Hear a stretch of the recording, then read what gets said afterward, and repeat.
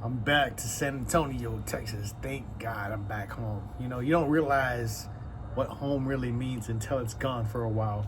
This week's been crazy. Went to Washington, D.C., and as you all know, the aircraft crashed.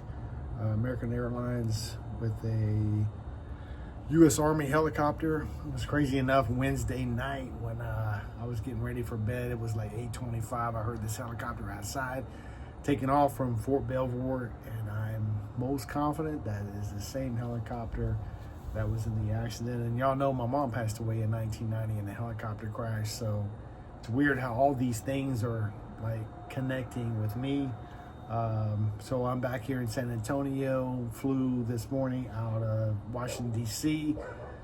Early this morning, 6 a.m. we took off and got into Dallas-Fort Worth, DFW Airport.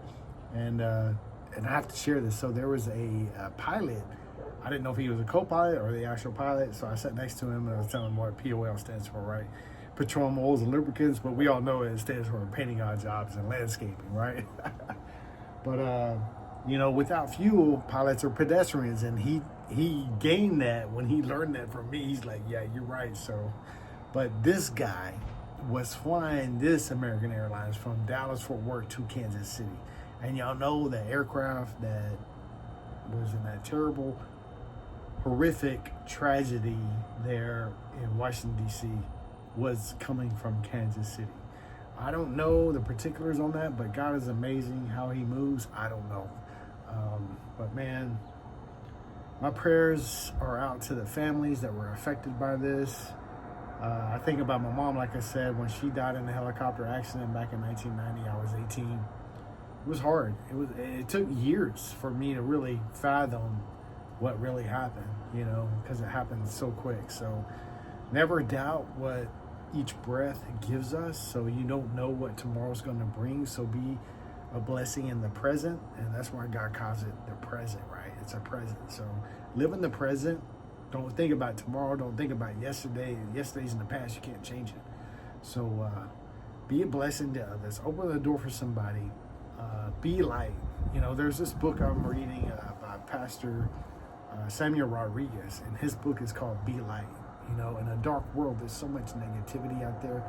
We can easily be on the devil's side all the time because that's easy. But be light and positive, it's hard in this world. So let's be that. Try to be that.